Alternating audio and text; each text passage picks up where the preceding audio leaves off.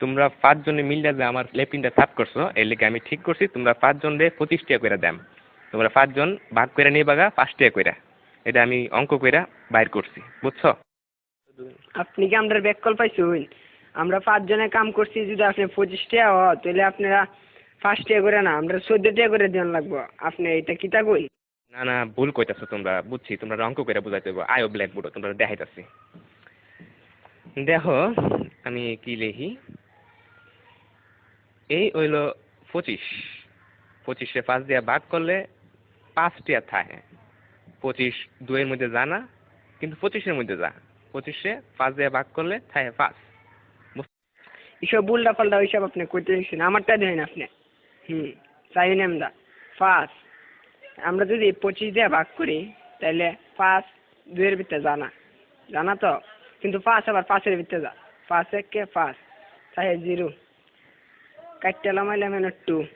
দেখুন আমরা জানি 4 5 20, তাই 4 এর 5 20, তাই ভাগফল 14, তাই আমরা 14 টাকা করে দেব।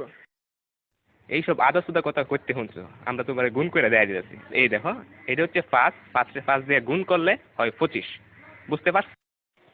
এটা আজাইরা বাজাইরা আপনি কি সব করতেছেন? হ্যাঁ, আপনার হিসাব হয়েছে না, আমি আপনার আবার নতুন টিকা হিসাব করে দিতেছি। এটা কেন 14 আর 5 গুণ করলেও 4 5 20, 5 1 5, মোট কত হইল? 25। দেখছেন আমার হিসাব? অহন বুঝতে পারছি তোমরা সত্যি আসুদা। আমরা অঙ্কটা দেখো, 14 14 14 14 5 বার দিছি। এই দেখো এখন 4টা 5 যোগ করলে এখানে হইতাছে কত হইতাছে দেখো, 4 আর 4 8, 8 আর 4 16, 16 আর 4 20। 1 21 22 23 24 25। দেখছেন না করে কাটায় কাটায় 25 টা।